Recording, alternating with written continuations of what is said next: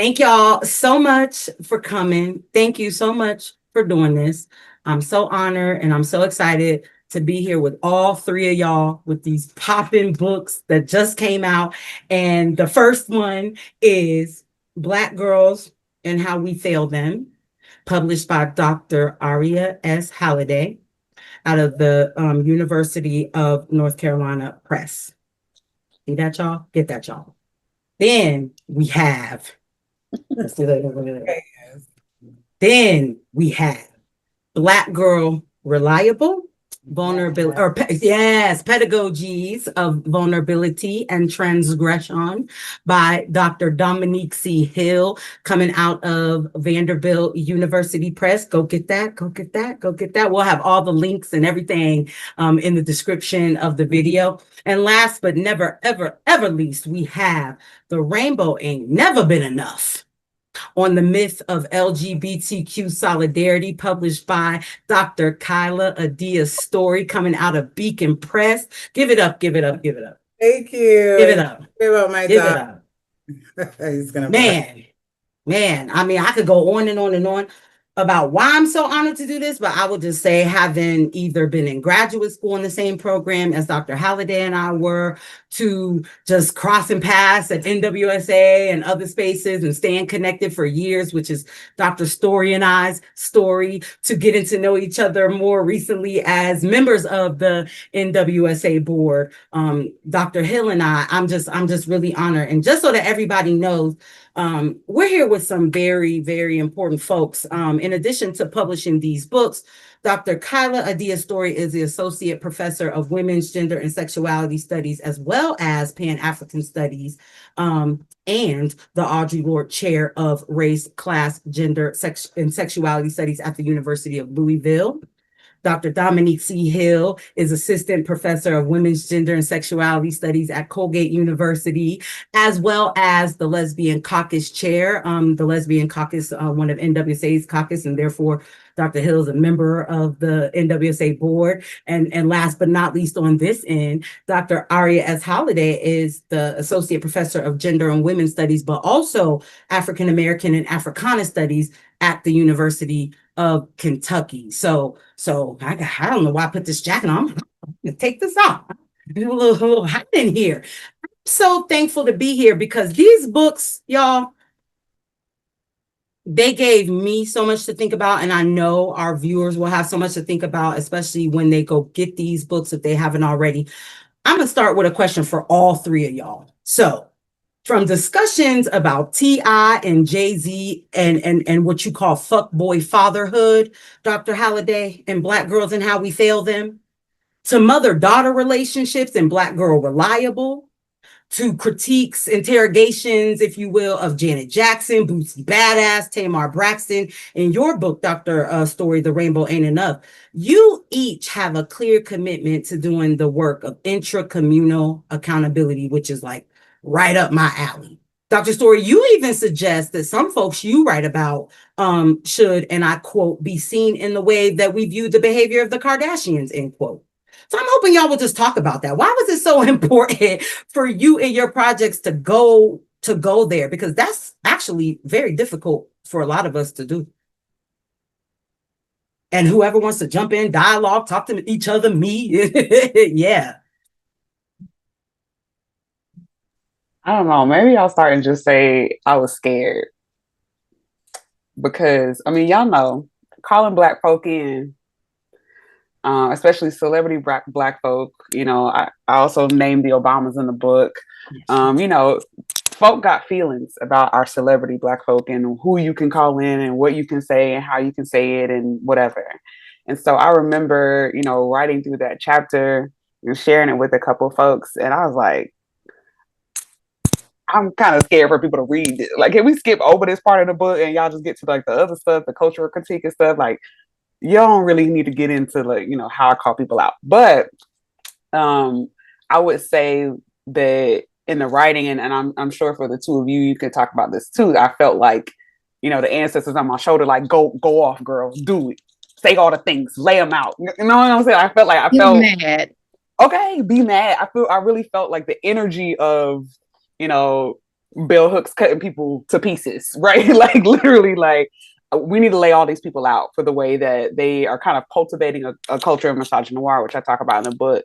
And I think that the reason why it's so difficult too is that, you know, we haven't called them in, right? A lot of these people have been running around saying crazy stuff, doing crazy stuff, treating people crazy for years and years and years, a la Diddy, who's on trial for RICO right now, right? Like, so I think there's a way that not only, like, you know, black cultural politics says, you know, this ain't the time, this ain't the place, but also it hasn't been a time and place for a really long time. And so calling people in, I think, has been really important. And I think, you know, if not now, you know, when are we supposed to do it? When is a good time? Because when they die, you know, we don't speak ill of the dead. When they alive, you know, oh no, we don't do that here. This is not the right time and place. So when exactly are you supposed to call people in who mistreat you, right? Or who mistreat people that you care about? Who are not in community with you in the ways that they said they're supposed to. And I felt like that real imperative in the work that I was doing, to be like, well, I don't know if this is a good time or not, but they gonna get it today.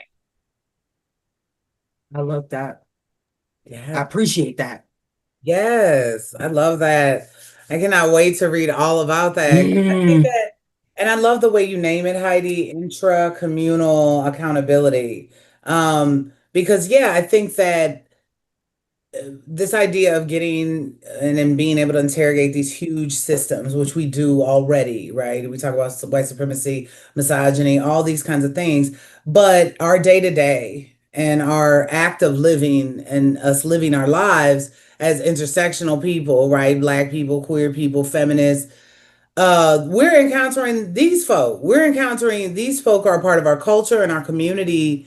And for, you know, little Boosie, girl, I mean, well, it's just, to me, it was just so it was almost like a fixation and fascination. It was an obsession. It was obsessive. His continuous commentary over Little Nas X or anything queer, trying to make it either connected to deviancy or whiteness, but just to make it seem almost as if it's like inauthentic to blackness, and it's especially inauthentic to masculinity, and it has no connection to right these cultural things. And so I just felt like it was necessary and needed. And I was so tired of the kind of pet black butch queen or pet black gay man that there's this kind of addendum to these black cishet women on reality TV. And so while it's fine for them to be your nail tech and your hairdresser and for you to use the language to build your brand, making people feel like you're more interesting than you actually are, right? By saying get your life. You're misusing the terms, right? It's completely wrong. It's not, that's not it. It's get life.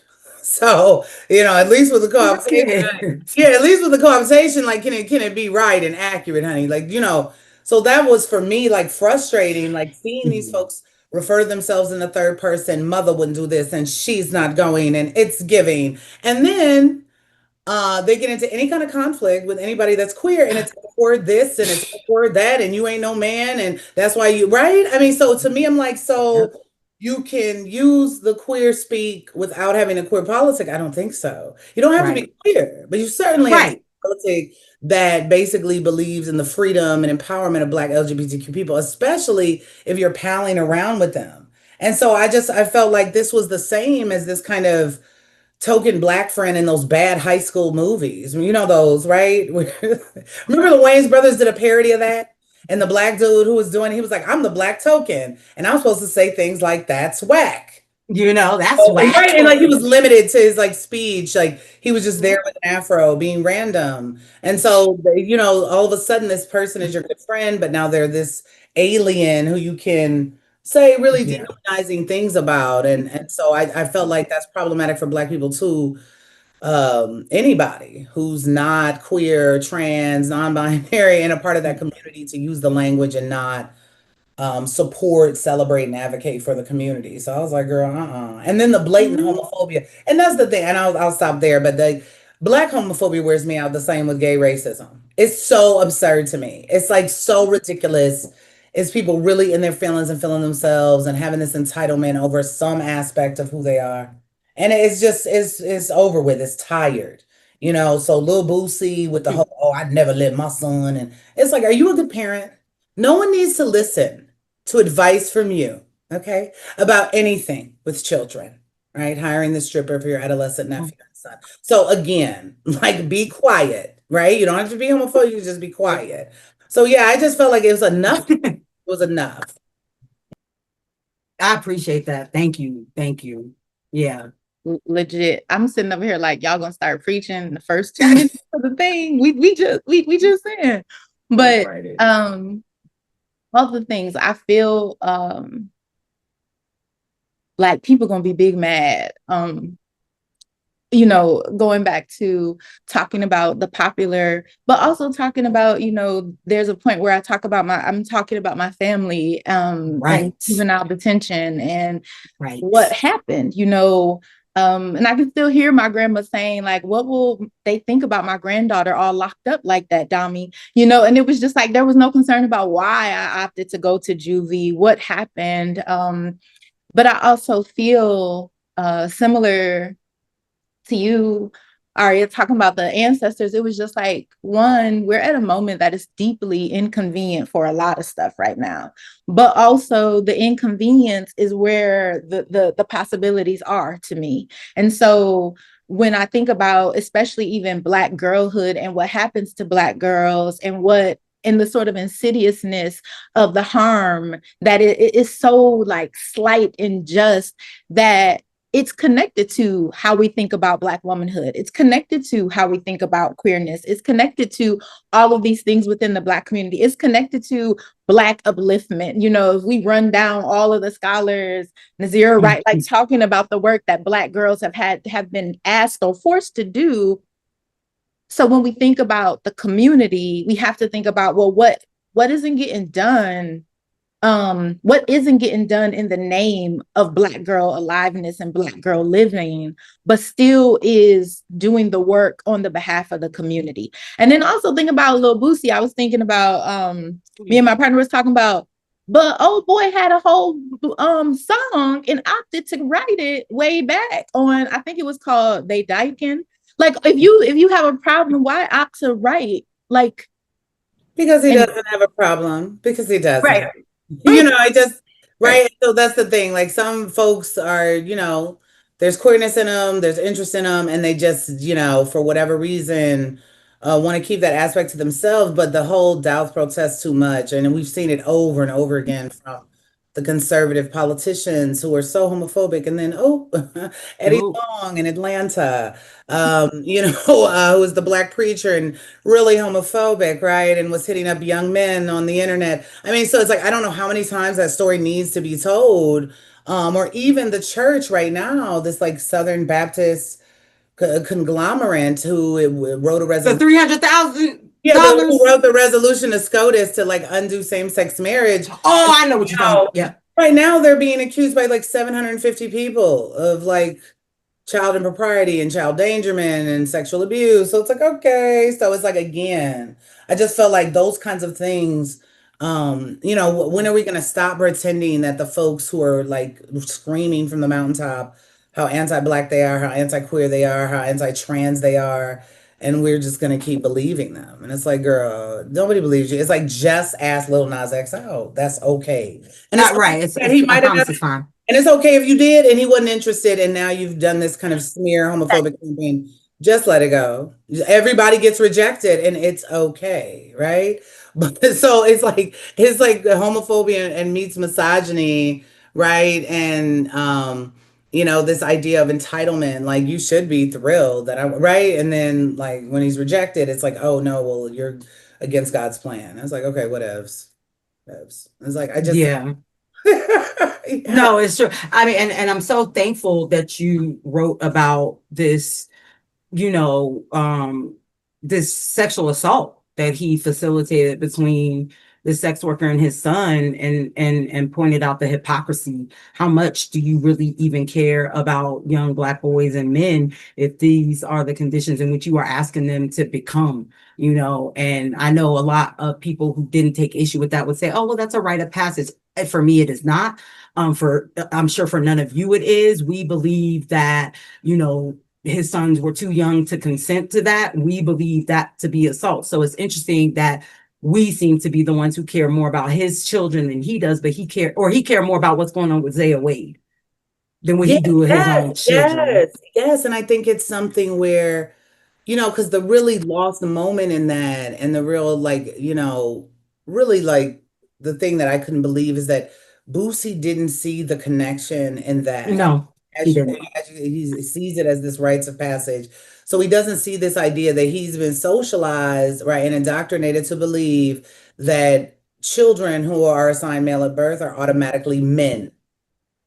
Right. And so if, I don't know how many like friends that I have, like cishet men who talk about their first sexual experiences, and I'm like, so assault. Correct. Or that was rape. Correct. And they're like always gagging and like, oh, no. I mean, they always try to talk about either the sexiness or the intrigue, but it was like way inappropriate. It was a violation of your innocence and childhood. And it's because we live in this anti-Black society, and Black people themselves don't see themselves as precious. They don't see themselves as innocent. They don't see themselves as right, needing the same type of care and regard as we give all other races of children. And we don't recognize that we internalize that too. So Boosie ain't no different. He's not somehow more than everybody else. He's been socialized to believe like this is a normal sex act, rite of passage for my son. Meanwhile, Lil Nas X, who's an adult, who has consensual sex with people who are also adults, that's the problem. That's the deviance. Yeah. Yeah. Yeah. But that's how layered it is when we think we're trying to just address this, the homophobic obsession. We also have to address like, so sexual assault and rape of your own child, thinking it's a rite of passage because, so it was a lot with that. But I wanted to bring that contradiction up. I'm like putting my cord in. I wanted to bring it up because I feel like I've seen that time and time again from a lot of folk, especially particularly Black folk, who want to view Black LGBTQ people as deviant, as like a lifestyle or whatever kind of language. And I just feel like the cishet situation is not a it's not safe. You're not, you're not a model. They're not selling it. They're not selling it and making it appealing. There's nothing appealing about the secrets and the lies and the trauma and like all of this other stuff. So why, yeah. So I just felt like it was a blatant contradiction. So I want, Can I pick up on something that you just said too? I think, and my books are on the way. I'm very excited. They're at the top of my TBR pile, so I'm excited. But I think from what I'm hearing and what I've read, of the reviews of your books, it's also this idea of safety. I think is really interesting because, ultimately for the work that I was doing in my book and that stuff that we've discussed, I think like we don't. In addition to the idea of like innocence and preciousness, right? The idea of safety, or that we are allowed to be safe, right? Black people are allowed to be safe. Black children are allowed to be safe. And that the parents or community members, the people who are supposed to care for them, right, are in many ways the people who facilitate the violence, right? Either in the covering up of violence that happens or in the active facilitation, like we're talking about with Boosie. Or they're the perpetrators, they are actually doing the dirt, right? So I think and then it gets couched in, I talk about in my book that it gets couched in this like religious language, like well, God gonna deal with that, you don't need to deal with that, like we can God got it, that's God got it. You can just set that over there and we'll it'll be fine. And then the people who get if there's any kind of accountability or hurt or anything that's kind of named, it's named as like the victimization process. Like, you just got to get over yourself, right? You got to stop seeing what happened to you as a problem. You need to go to therapy, get your trauma fixed, girl. Get all your degrees, and you'll be fine. You don't need to stop worrying about this. And it's like, no, when are we gonna attend to these people? Because it's not most of the time. I'd say 95% of the time, it's not one or two or three people that have experienced violence from this person, right? Or from these people or from these groups, right? So again, at what point are we going to call people out for not just mistreating one person, but creating a culture of unsafety, right? Right. A culture of violence where people feel it's perfectly okay to, because if the pastor's doing it, then we're gonna call out the deacon. We're gonna call out, the other people in the church too. Like, nah, the pastor's letting it go. So why not? Right. And yeah. Oh, sorry, Aria, I didn't mean to interrupt, but I'm so because I'm bubbling with this question that I have for you, because I think it relates directly to, what we've been talking about, but especially what you just said. And it's powerful. It was one of those moments where it was like, oh, I'm glad we get to have a conversation, because sometimes you read stuff and you don't ever see the person. So it's like, oh, we about to talk now, so I can ask. But you write this very powerful thing, and I'm going to quote it and then ask you to talk a little bit about it. You write, quote, "In how Black girls are both socialized and theorized, we have relied on their latent reproductive possibilities, making them unformed Black women." And I'm hoping you'll talk more about that and what you mean by unformed Black women, because I think I know what you meant, given what I know about you and your other work and the context of the book. But I'm like, damn, like I don't think I ever thought about it like that. And that wording was so powerful. So I'm hoping that you'll talk about that so we can better do this work of intracommunal accountability. Yeah. Right? We have a language, we can do a little something with it. Yeah, thank you. I've been sitting with, because you sent the questions, I've been sitting with this and trying to figure out, what did I mean? I think that because I was trying to figure out. I'll do that with my book. So I'll be like, what did I say? I was trying to figure out if it meant more than what I said, right? Like if the phrasing, because sometimes you just put phrases, you're like, I mean this, and then I'm like, hold on, maybe I actually am saying some stuff here that I didn't even know I was saying, right? And so I think one part of it, I was thinking with Habiba Ibrahim, whose book is called Black Age, and she talks about the fact that like age is not even something that Black people could occupy, because across the spectrum you could be sunned at any point, right? You're always kind of someone's child, so you can't ever be an adult. And then Crystal Webster, her book, she talks about the fact that for a lot of enslaved people, they weren't considered adults until the age of 28. They couldn't even claim freedom, even if it was in the documentation, right, until they were 28. And so thinking about what that means for like actual little girls, right? Right. When the Georgetown Law Center says that, at as early as the age of 5, Black girls are perceived to be, more adult-like. They know stuff about sexuality. They don't need to be protected, whatever. So at the age of 5, right, Black girls are already distanced from this idea of childhood and innocence and safety and protection. And so I think what I meant by unformed Black women, and even that kind of discussion, was that, Black girls as toddlers already cannot occupy the space of childhood, right? As early as a toddler. And what that actually means is that we're expecting them to be women, to participate and act like and engage in activities as women. So they're just unformed women. They just don't have the breast and the butt, right, to articulate it, but they're supposed to do everything else, right? Including sexual activity, right? I was talking to a group earlier about twerking, and the work that I've done around that, and the idea that like twerking is inherently sexual. And I'm like, it's a little girl dancing. She don't know that it's sexual until you tell her something sexual about it, right? And the idea that we continue to read kind of like hypersexuality or womanhood onto girls is not a problem with the girls, it's a problem with us, right? And the way that we have created a pedophilic lens to think about Black girls. And I think that's what I was talking about. The fact that like they're already, before they're women, right? We are already talking about the ways that they are, who they're dating and are they cute? Are they not cute? Right. I talk about the Obama girls like that. They have all this language about, are they supposed to be like Barack? Are they supposed to be Michelle? Which one is scary? Which one's not scary? Which one is white? Which one's Black? Is she sexy? Who is she dating?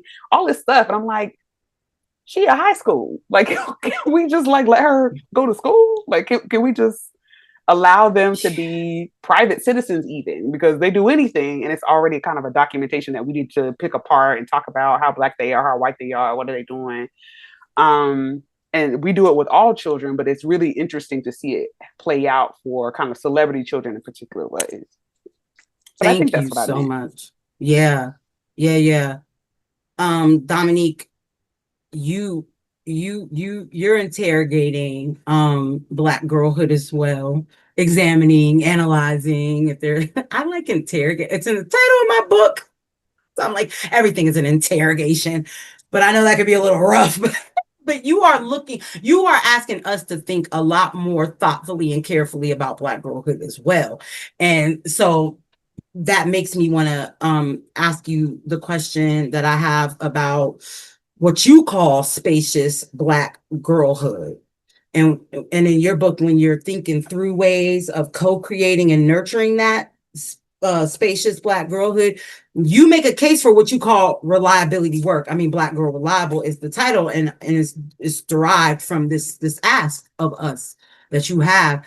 Can you talk about a little bit more about what reliability work is, why it's important to your project, your work overall, and how it connects to these these other things that we've been talking about as far as Black children, especially Black girls in the case of your project and Aria's.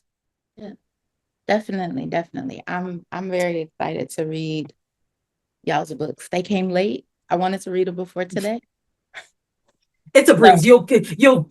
They're all a breeze. They were such a joy. Right. Like it was, Right. it was, and not because they were easy in that way, but because it just, you all write in a way that's so engaging and thoughtful, and it felt just like a conversation. So you'll blow right through them. Yes. So, I think one of the things that I talk about being young and youthful and being youthful and seasoned. And so I use those two articulations of Black girls to make space for the young girls, but then to also make space for the ways that Black girl functions as a verb in many ways within the Black community. I think about how even after, how now there's like Black girl mantra, there's all these, there's organizations, there's people articulating themselves, there's the feminist collective talking about the grammars of Black girl, and how to Black girl as a verb. And so one of the things that I'm trying to do in the book is to hold space for the young and youthful and the youthful and seasoned. And one of the ways that I think about that is to think about what is that reliability work? As we're talking about the harm that happens in the communities, what are the ways that, what can happen if we disentangle girlhood from childhood, for example? Like there's a way that childhood is marked by age. There's a way that childness and childlike work is denied Black girls, which is also intimately connected to innocence. And we can talk about that if we get into that. But I'm thinking about reliability work as that work of making space for Black girlhood to be more than something that somebody else gets to decide is over or begins. And I'm thinking about it as reliability work being about how do we make space for understanding how the world reads us, but also make space for us to understand ourselves more expansively.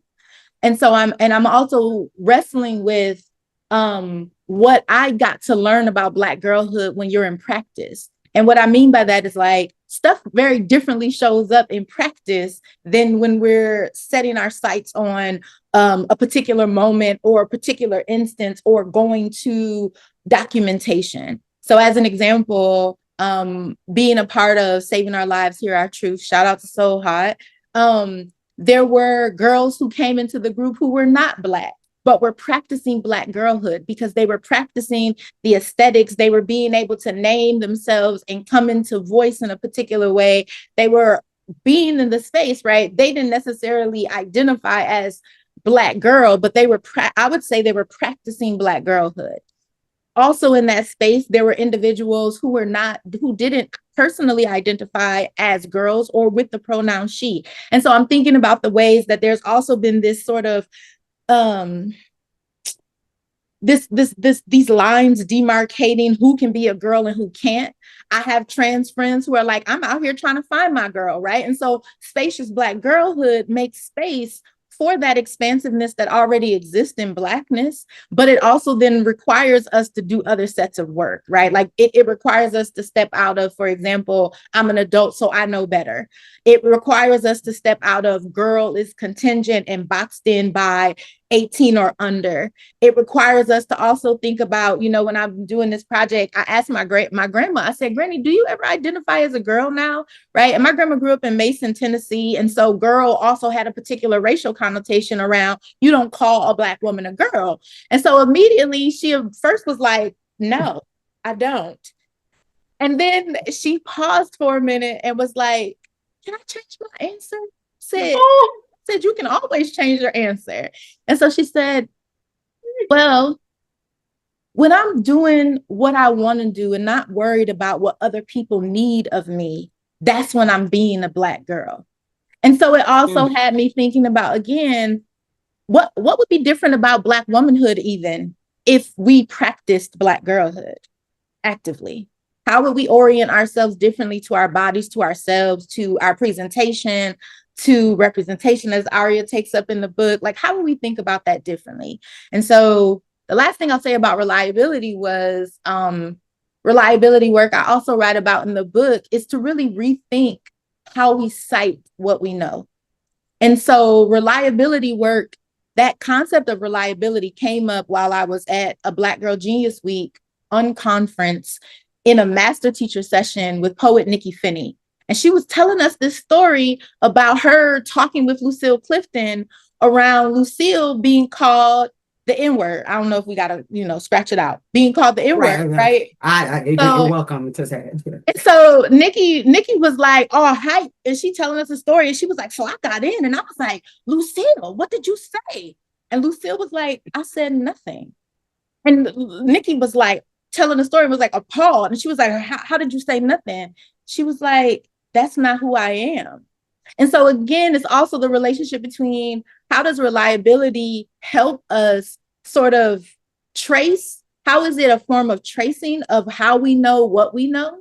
But also then how is it a practice of showing up and articulating the spaces between sort of what people need of us, what we need of ourselves, what we're called, and what we answer to. So that's a little bit of reliability work. Oh my God. Love that. Kyla, unmute Kyla, because the next question is coming to you anyway. So say what's on your mind. Well, Dominique, you got me thinking, like, I love this concept that girlhood doesn't end. Me too. Because I'll always say, like, I know, I'm sure y'all seen Paris is Burning. So, you know, Octavia St. Laurent, when she's in there and she's talking in her bedroom and she's got all those posters and right. And she's like, I admire her hair, you know, the hot red fire of hair. I admire her hair. That right. And she keeps saying, and then she's like, and right here, she's shy and little girl type. And I'm like, I love that. And like, and so I use that often because I memorize movie quotes because I'm like corny like that. I know we do too. Oh my God. I love movie quotes. Yeah. So like I'm always I'm shy little girl type today. Like if my energy is feeling carefree, like the way that your grandmother who was saying, can I change my answer? When it feels free, when I feel untethered to like all of this kind of domestic labor or walking my dog or like going to teach, just something I want to do. And I feel like, yes, girl energy. I love that. I love that concept. So that's exactly what it reminded me of, was like, oh, little girl type. I love that. Me too. And I really love that too, because I be picking on Dominique and them. A lot of my soul hot kinfolk, because I'll be like, I ain't with all that woo-woo stuff. Y'all be over here with the woo. That ain't me. It's not me. And that's Laylee them, they with the stuff, and I don't even know how to describe it. But I think when you talk about it that way, it makes me like, oh, like that's how I could be. Not that it's all about me, but that helped me make more sense of the approach, because it's not asking me to be something I'm not. It's asking me to be parts of myself that I might have put away because I thought it was inappropriate, right? So when I was reading the book, I was like, oh my God, this is like what they're asking, but it resonated with me differently because of how you put it like that. It was like, okay, I could work with that. Like I could be a little woo-woo too. Yes, come with the woo-woo. Bring your woo-woo. I love woo-woo. Yes. I always saw it as something I couldn't do. And then so I would tease it, you know what I mean? Like poke fun at it. Cause I'm like, I could never be that spiritual and what, you know what I mean? But when you put it like this, it makes it accessible to me. You know what I mean? In a different way. So I appreciate that. Kyla, yeah.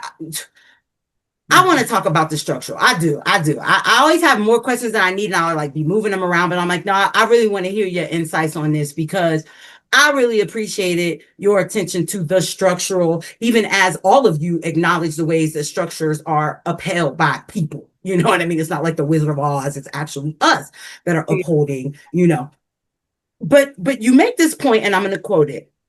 You focus on the structural and because you claim, quote, mainstream media takes its representational cues about queer and trans folks from these kinds of big national organizations, right? So I was like, ooh, first of all, that's a dope ass way of explaining why we should pay attention to these national organizations, because I think it's easy for a lot of us to dismiss them because like that ain't really us. That ain't us. Yeah, that ain't us. They're not really doing anything. Yeah. You see what I'm saying? But it was like, whoa. So I'm hoping that you'll talk more about that, because how do you navigate taking that position? We need to pay attention for these reasons, alongside this long-standing and understandable critiques of like the limits of representation. And and Ari, I'm sure you might have stuff to say about that too, given your focus. But how people like representation won't save us. We don't need to be worried about. How do you stand where you stand, keeping that in mind?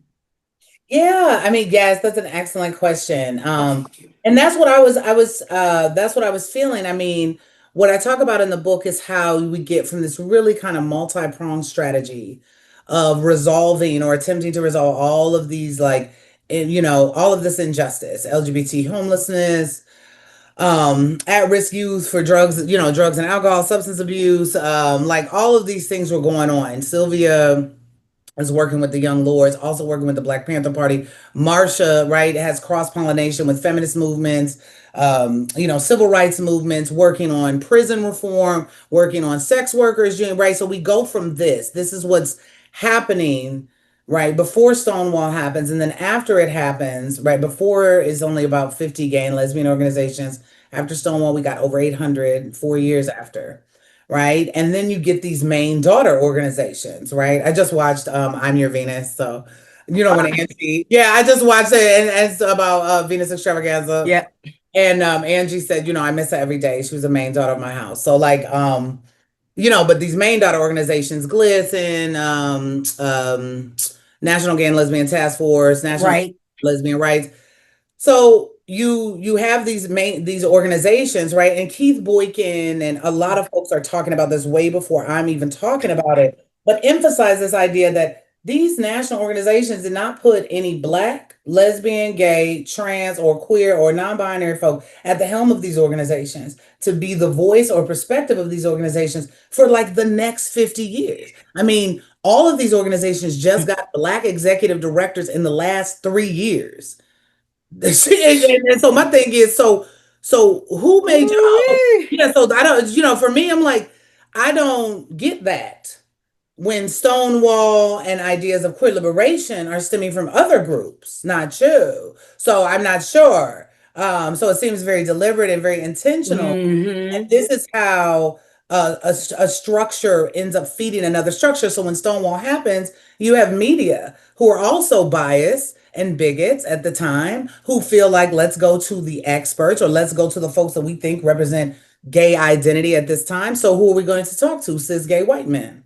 And then they end up giving the mainstream perspective, having all the photographs of them, right? Putting themselves at the helm of these organizations. And so, right, now we got an apolitical, neoliberal, politically neutered, LGBTQ community, right? This is what we see at the mainstream prides with these marketplaces as opposed to resource fairs. So all of these things happen, right? And so the reason why I still argue about representation and how visibility still is important, because I recognize the limits. One, the more that we are seeing, the more vulnerable our communities become.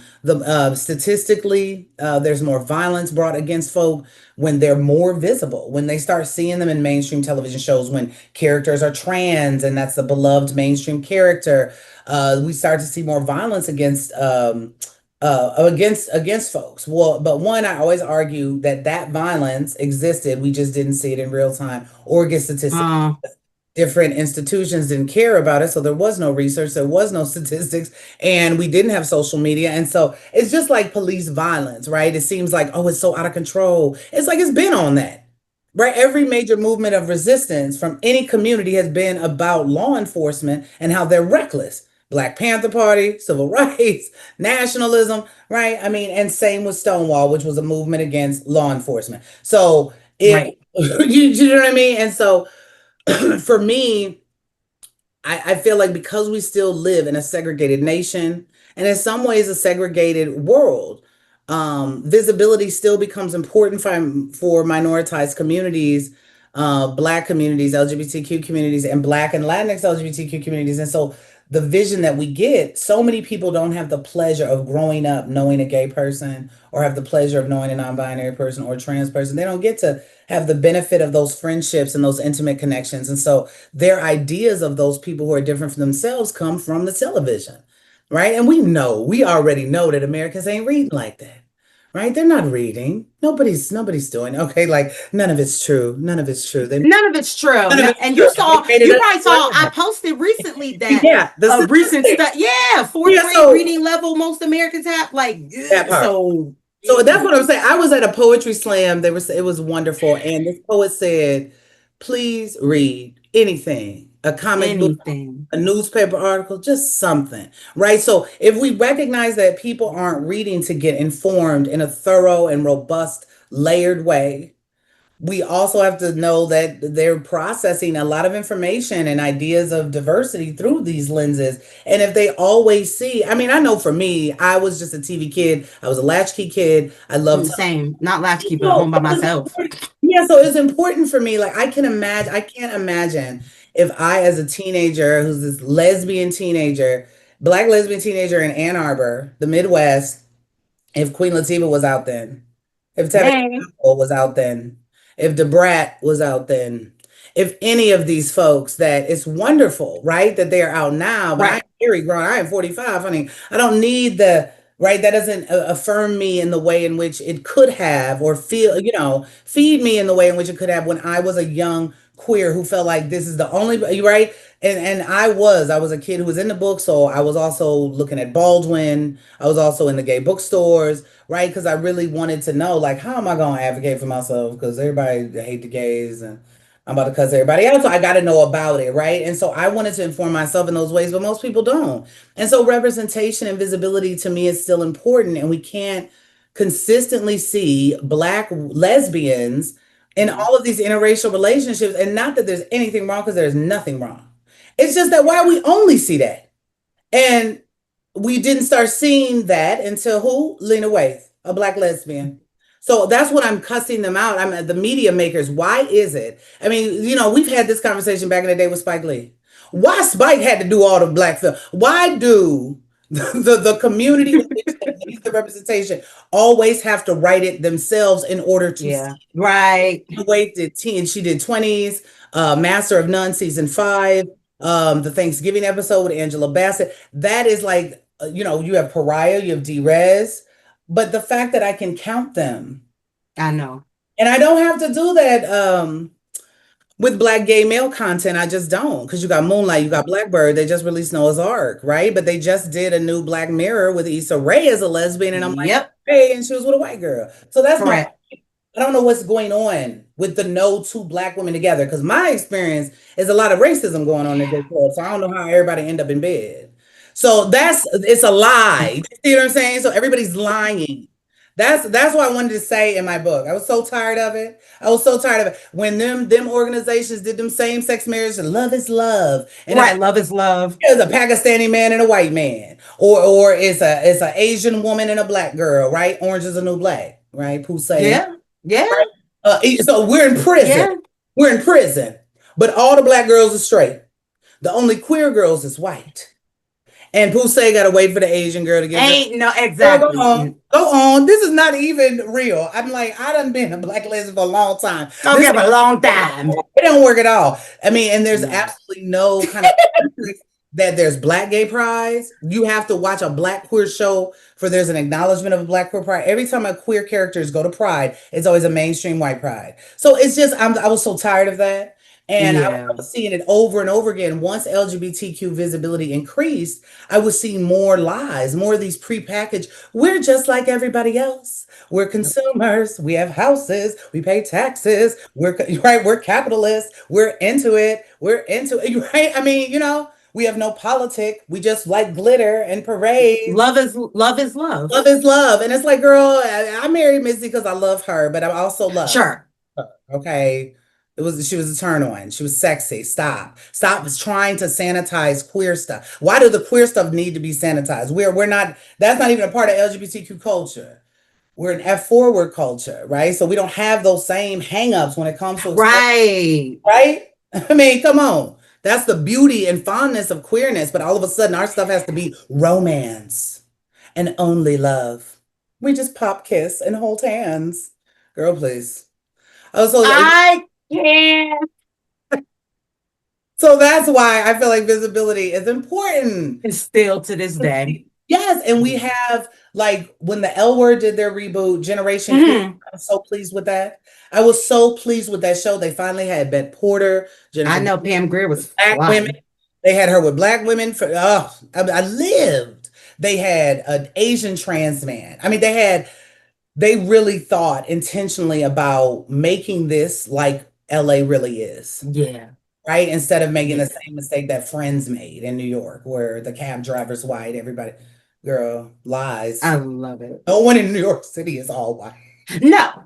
What is going on with media? That's what I'm saying. So my thing is like, like these aren't even like real robust depictions, but I do recognize the limit. I definitely feel like that is right. Way, and I talk about other different ways like mutual aid and like how sure do. Black and Latinx LGBTQ people have been serving as their own intervention because these systems help them every time. And so they're really doing it big for each other in their community, but how it certainly has to go beyond visibility. You can't just slap some Black lesbians together up somewhere and talk about revolution, so I get that. Yeah. I still think it's important because of our country. I appreciate that so much. Aria, did you have some things to say about representation given? Because, well, here's the thing. I'm actually going to just skip to the third question that I have for you that I wasn't even sure we would get to. We're not going to get to all these questions. I always have more so that I can be like, no. But in going back to you, and then I'll just ask each of you maybe one more question, and then everybody needs to go take a shower and a nap or eat something. I haven't eaten all day. What is wrong with me? I'm sorry. Right? I gotta stop this nonsense. I'm gonna eat. I'm going to eat, and I'm going to see the movies. Okay, this relates, and this relates to Kyla's focus, Kyla's responses. Aria, I for one was so thankful to, bear witness to you taking up misogynoir in a way that's more congruent with the ways Dr. Moya Bailey introduced the term to us when she coined it than it sometimes gets used. And I'm learning through the work of Jennifer Nash and others about letting go and, not wanting to hold on and, but I struggle still. So when I saw you doing that, I was like, yes, it's media. It's media. It's not just because Dr. Bailey coined the term in order to interrogate anti-Black womanhood in media. Like that was where it was. So I wanted to hope that you could, I was hoping that you could talk about that, why you took this up, why it was important to you to focus on representation for the purposes of your arguments. Yeah, everything, the universe really be conspiring on my behalf. I'm gonna just say that, but on all of our behalves. But earlier today, I was in a conversation with some undergraduate students who are part of a summer institute, and one in particular was, he was on his shtick about, it was a Black space, but he was on his shtick about how we really need to be talking about the material conditions, and was really, an issue with, our organizing spaces is that people don't understand. People don't understand, capitalism. They don't understand how to be anti-capitalist. They don't understand and I was like, so I did my whole presentation about like Black girlhood and why we study culture and why culture is so important, blah, blah, blah. And he's like, we need to be talking about material conditions. Like, this is cool and everything. Oh, in a way to dismiss what you were because talking. we were talking about my twerk paper. So he was like, why are we, I mean, this is cool and everything, but like self-liberation is not liberation. We need to be talking about the collective.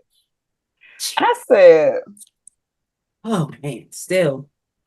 So I appreciate the question because I've been trying to process my feelings about that conversation and I try to keep him in his place without fully checking him. But anyway, because I've been sitting with that, like, okay, why do we care about culture? And it took me back to being a grad student at Purdue in American Studies, where people are asking you, why are you doing this culture thing when you could do literature, when you could go, why aren't you studying?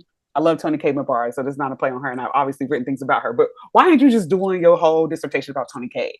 And I'm like, because Toni Cade is related to Nicki Minaj. So I'm gonna write about Nicki Minaj stuff, right? And I remember people being like, okay, if Nicki Minaj passes away right now, today, this is in 2015, she disappears, why do we care about your project? And I said, because whether it's Nicki Minaj or it's Beyonce or it's whoever you want to talk about right now, right? The kind of tropes and ideas that we pull from, the ideologies and the discourses that are embedded in these images, right? Connect people to other people and how they treat them, justify people's mistreatment, right? Like, I'm thinking about the murder of Ma'Khia Bryant and the ways that people were talking about, why was she out there by herself? The police, were doing what they needed to do. She was fighting this other girl. Okay, but can we talk about why the police need to respond to two little girls fighting? Can we start with why the two little girls were fighting at all?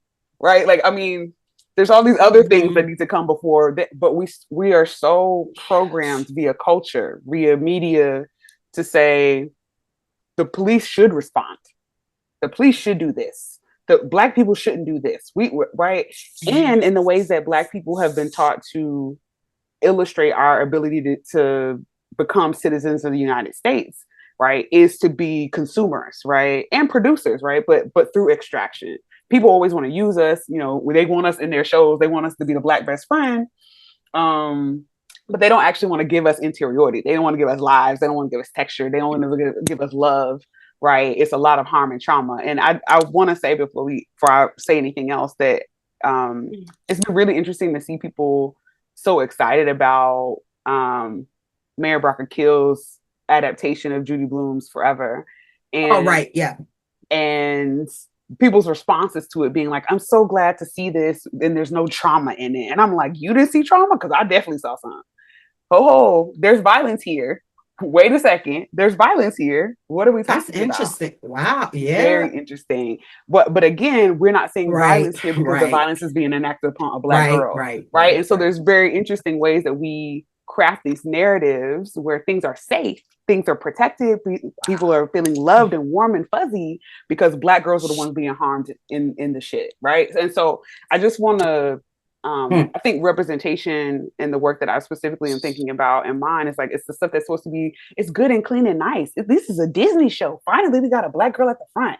Finally, we got a Black producer and a writer and Black women are there, but we're still getting the same images. We're still getting Black girls being harmed and maimed and abused and, yelled at and, right? Like, what does that actually say about not only what other people believe about Black girls and their value, but what we believe about Black value, right? If somebody gets to be harmed, apparently it's the Black girl, right?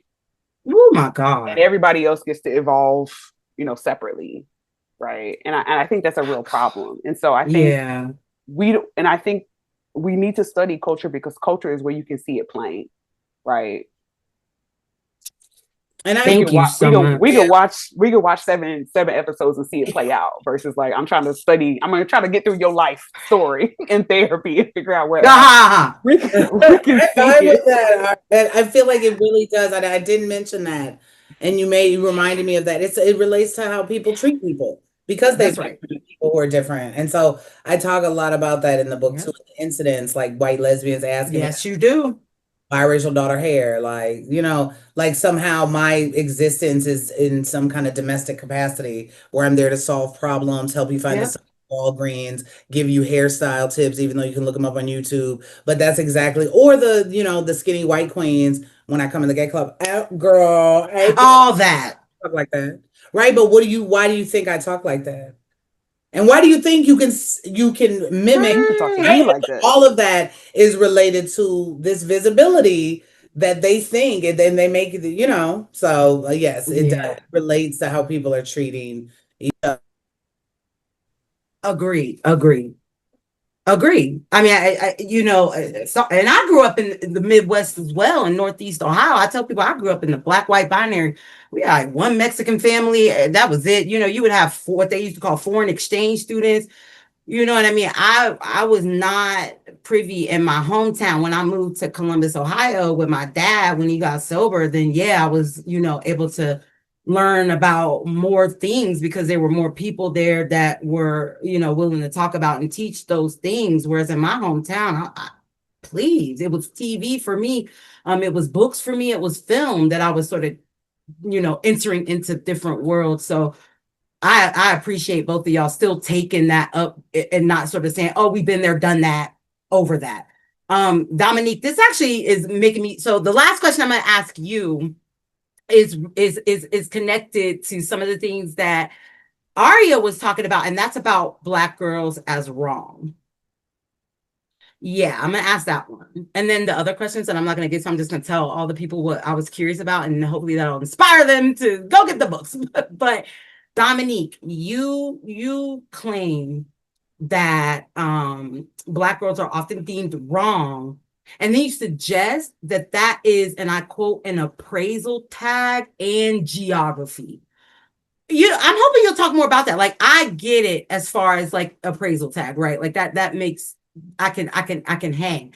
But when you refer to that wrongness as a geography, that's when I'm like, ooh, tell me more. Help us understand why that concept was working for you and what you think it can offer us in terms of how we think about that wrongness and its implications. That geography part of that. Yeah, so I'm gonna have to begin with June Jordan, right? Like June Jordan poem about my rights is where I was at. And, you know, the poem really goes through a series of spaces, bodies, social categories that are marked wrong, right? And she sort of ends at the end, I am not wrong. Wrong is not my name. My name is my own, my own, my own. And I can't tell you who in the hell set things up like this, right? Because this is my jam. Like June be with me. That's your boo. June be on me. And so one, I was thinking about what does it mean to be assigned wrong as an appraisal, as a moniker? Like, because she's articulating, she was like, that's not my name. So when we say wrong is not my name, I am not wrong, I am is this, again, the spiritual articulation of who I be, the essence of me, right? To declare a thing. And so when I started thinking about the ways that Black girls are policed for hair, when I think about the ways that Black girls are blamed for other people's sexualization of their bodies, and that there's no space and no distinction between other people setting their sights, as Aria was talking about earlier, I'm twerking because it feels good and I like the things that I can do with my girls, and you turn around and you decide that I'm trying to, you know, elicit some type of attention. And so I think about the ways that we don't think about the ways that Black girls' actions, decisions, again, if we go back to the concept of adultification, but also really thinking about Harriet Jacobs' articulation of prematurely knowing that she was attacked by the mistress because she was wrong, right? And she was wrong because she was Black. She was wrong because the husband wanted her, right? Like there was nothing wrong with his desire. She was wrong. So she was made wrong, right? And so in the book, I also talk about transgression as wrongness embraced, right? What does it mean to be like, you right, I'm wrong. You right, I'm nasty. You right, I'm a hoe. You right. Like what would we do? And so wrong, when we think about it as a moniker, but then when we also think about geography and we think about Black geography and how Black geography is both about real space, but also imagined space, and how it's also about the ways that space gets denied Blackness. And so wrong then becomes both a moniker, but it also becomes a site where whoever is designated wrong is denied space, is denied access, is denied safety, is denied protection, is denied the right to self-define, right? Like, so it's not a physical space that we can sort of, draw lines around, but it is a site where containment and confinement absolutely happens, and happens in these really, again, these insidious, these very stealth-like ways, to the point where we don't move. Like I remember as a young child, it took me a long time actually to start talking with my hands again, because I got into so much trouble in school talking with my hands. And then I ended up being put into etiquette school because I was too tomboy-like. My aunts and them, they wanted a princess. I'm the oldest grandchild, and my mom's oldest daughter, they wanted a princess. And I'm climbing the tree too, you know what I mean? And they didn't like that. And so, and then it got to the point where people would start to say I was aggressive because I talk with my hands. And I can think about even now on my set form, students, somebody's like, oh, she's aggressive. She got angry. She's yelling, like her hands, like I get nervous. Like I'm like, scared on you in class. Like, it's not that deep. It's not that deep. So I just think about that when I'm describing wrongness as a geography. How does that marking of a body as wrong then put you in a particular set of containments that, one, you may not even notice, and two, in order to sort of retool it, you got to notice it and work out of it. And then what happens when we're operating within the Black community and within woman girl spaces, especially when we're operating unknowingly within that site and sort of elevating that site as the ideal thing? What happens to girls' sense of self? What happens to us? Wow, thank you so much for that. I'm going to be sitting with that one for a really long time, and I think that a lot of us will benefit from at least considering that framework as a possibility for how we understand ourselves and each other. Like I think it's really powerful, and I appreciate that. Yeah, I'm gonna be sitting with that one for sure, because I want to see that, what you see, you know what I mean, more. And I don't think you can do that on one read of the book and one conversation. You know what I mean? Like I think it's gonna be a thing that I try to make sense of for a really long time. I appreciate it. Kyla, last question for you, last question for all, and I'm going to tell these people what was on my mind so that maybe they can get into it. I mean, when you write about, you make a claim that social and political change can stem from formalized education.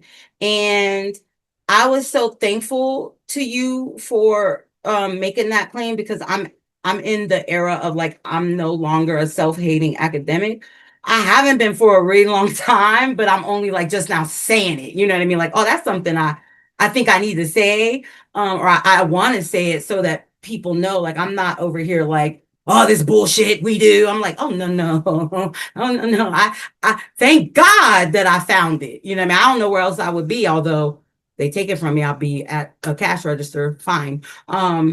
What enabled you to see the work of scholars, especially scholarship, sorry, as more than frivolous? Like, what would you say two scholars who believe or who might still be struggling with the claim that our work isn't meaningful even within, but especially beyond academia. Like, how do you deal with that? How do you feel about that? And how can you help somebody, feel like what we do means something? Yeah, I mean, I feel like that. I feel that way because as an undergrad, I'm introduced to Black feminist theory, right? My dad, when I'm a kid, introduces me to Black women novelists because he's an English professor, and I wanted to read Richard Wright. That was his favorite, and he's like, oh no. He's like he just felt like Richard Wright wrote his women characters flat, and that they just needed a man, wanted a man, had to have a man, and they had basically no self-definition. So my dad was like, absolutely not. I don't want you to somehow use this as any kind of model. So let's do Alice Walker, let's do Toni Morrison, let's do, right? So he's introducing me to all of these Black women novelists who also are, Black feminists, right? So that's like kind of my window into thinking about the interiority of my life, Black life, right? But then when I get to college, I take my first like kind of intro to gender studies or something, and I read Bell Hooks. And the first Bell Hooks was oh God, Black Looks, Race and Representation. And when she's talking about all this, I'm like, who is this? I'm like, who is this? And so then the professor, who's Ann Russo, she's like, oh, there's tons of centuries of it, and I'm like, what? I'm like, my dad just told me about the novelists, which I lived. There's no shit on the novel Right. and the fiction. But to me, I always found Black feminist work to be accessible, fundamental, thorough, particular when it came to citation. So I know other work in academia is frivolous.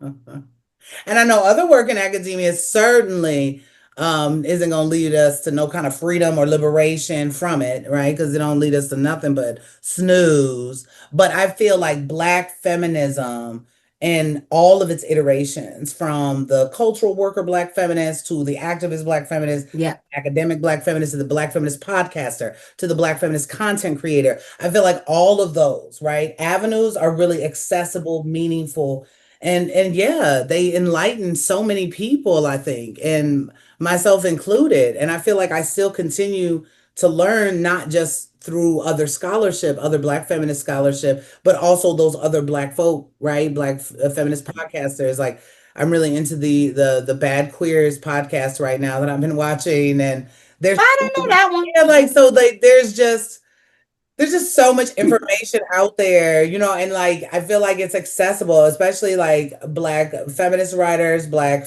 queer feminist writers, Black trans writers. I mean, now we got all this Black trans scholarship now, like so much more than we had before. Not enough, but so much. Right. I just feel like that work, our work, is always important, honey. It's always fundamental, and it's always time. It's always time. It's always time to read it. I don't feel like it's hyperbolic. I don't feel like, and I think it's a pathway to that. I think that for me, I saw it as I felt empowered by knowing all these other folks who came before me who identified the same way I do as a Black girl or a Black woman, a Black feminist, and the way that they lived their life, the things that they had conviction about, the things that were important to them. And I want to continue that. I want to keep building on that. I want to be a part of that.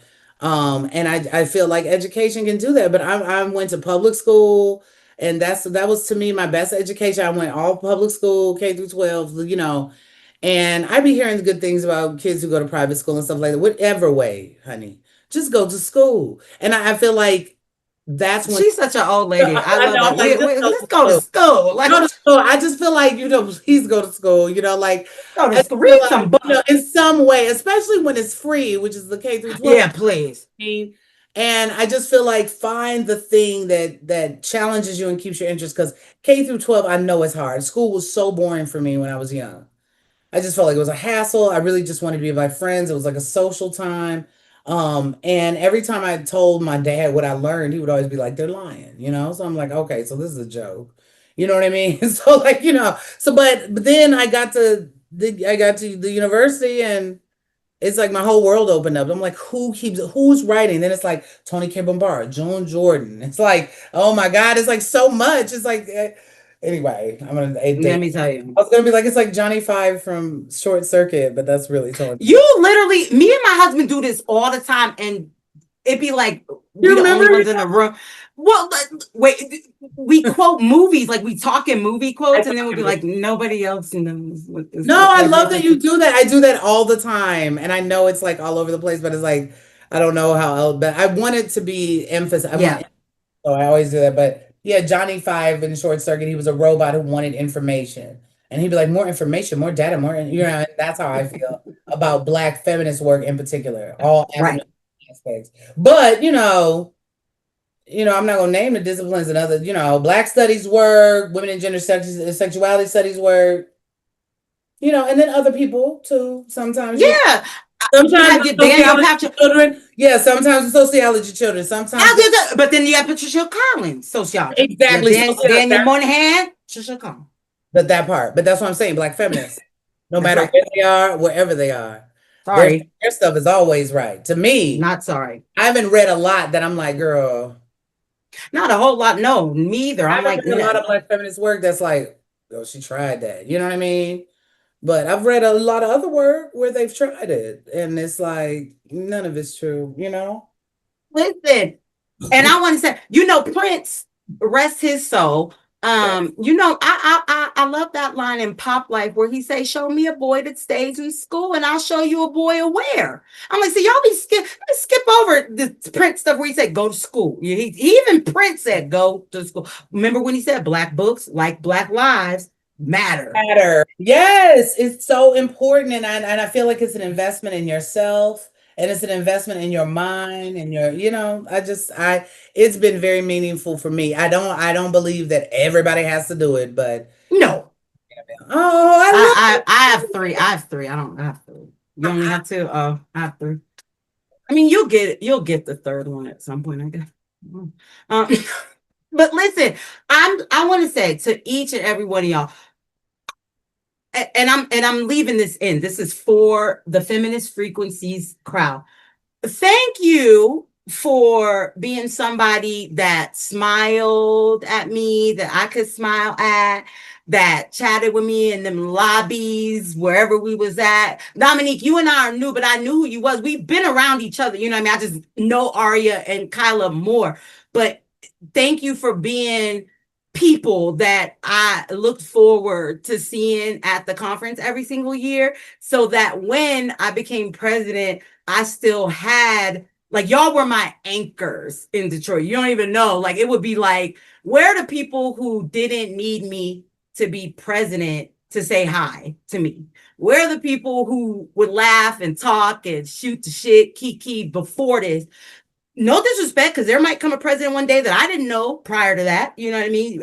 But it's just to say it was life-saving that y'all came and that y'all were around and that I could just look at you and wave or sit and talk. And when y'all all had these books coming out at the same time, it was a no-brainer. It was like, oh my God, like I gotta ask them to do this with me, because I've learned so much from y'all, watching you from afar, but also reading your work and seeing how you write and how you think. Other things that we didn't get a chance to get into. Kyla and Dom over here talking about teaching intro, which I still do too. So I was really so, like, it warmed my heart to see two brilliant seasoned scholars talking about the importance of teaching introductory courses, and to see that show up in your work was amazing. We talked a lot about innocence already. Kyla, you're asking us to think about cis-normativity and neoliberalism. Dom's book is like a Black feminist womanist roll call. Like, it's almost like you could just be like, here go the people. And Aria, when you're talking about like dystopic adults and how what they demand of Black girls, I must have had 4 or 5 people in my head. I was like, that's what that person was in my life. I would have never known that their dystopia, their despondence was shaping everything about how they were engaging with me. Like, these books, y'all, dear audience, Black Girl Reliable, Dr. Dominique C. Hill, The Rainbow Ain't Never Been Enough, Dr. Kyla Adia Story, Black Girls and How We Failed Them, Dr. Aria S. Halliday. You got to get them. You got to read them. You got to teach them. And if you're not, then you I don't know if you could call yourself someone who's interested in Black girlhood, Black womanhood, LGBTQ studies, queer theory, Black feminism, or womanism. These are some contemporary texts that are giving us insight into where our field and these subfields are headed. The future is here. The future is now. And the future, at least in part, is definitely a Black girl.